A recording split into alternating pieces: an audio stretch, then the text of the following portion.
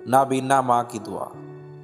روایت ہے کہ ایک نابینا عورت ہسپتال میں اپنے بیٹے کے بیڈ کے قریب بیٹھی رو رہی تھی کہ اچانک ایک فرشتہ نمودار ہوا اور اس عورت سے پوچھا، اے خاتون، میں اللہ کی جانب سے آیا ہوں، اللہ چاہتا ہے کہ آپ کی کوئی ایک آرزو پوری کرے، اب بولو اللہ سے کیا چاہتی ہو؟ عورت نے اپنا چہرہ فرشتے کی سمت کر کے کہا، اللہ سے چاہتی ہوں کہ میرے بیٹے کو شفا یاب کرے۔ فرشتے نے کہا، پچھتاؤ گی تو نہیں؟ ہرگز نہیں، عورت نے فوراً جواب دیا، لو اللہ نے تمہارے بیٹے کو شفا بخش دی، مگر تم اپنی آنکھوں کی بنائی واپس لانے کی بھی تو آرزو کر سکتی تھی۔ وہ عورت مسکرا کر بولی، تم نہیں سمجھو گے۔ سالوں گزر گئے اور وہ بچہ بڑا ہو گیا۔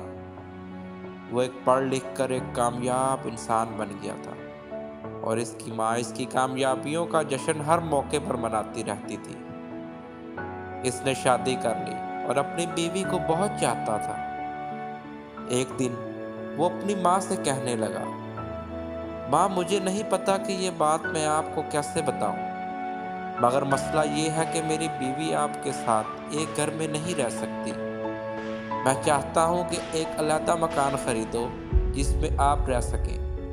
ماں نے کہا، نہیں بیٹا، اس کی ضرورت نہیں، میں جا کر اپنے ہم عمروں کے ساتھ ایک گھر میں رہوں گی، تم فکر نہ کرو، بہت اچھی گزرے گی۔ یہ کہہ کر وہ بیٹے کے گھر سے نکل گئی اور ایک کونے میں بیٹھ کر رونے لگی۔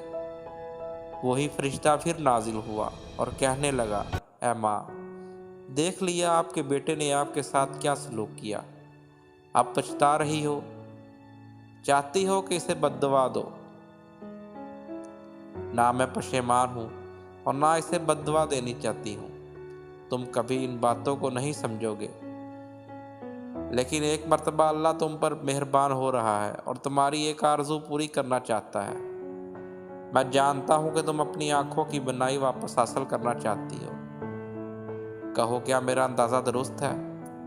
ماں نے پھر پورے اطمینان سے کہا، نہیں۔ فرشتے نے تعجب سے پوچھا، پھر کون سی آرزو پورا کرنا چاہتی ہو؟ میں چاہتی ہوں کہ میری بہو ایک اچھی بیوی اور ماں بن جائے تاکہ وہ میرے بیٹے کو خوش رکھ سکے، کیونکہ اب میں اس کا خیال رکھنے کے لیے اس کے پاس نہیں ہوں۔ سچ ہے، کوئی بھی رشتہ ماں کا مقابلہ کرنے کے قابل نہیں۔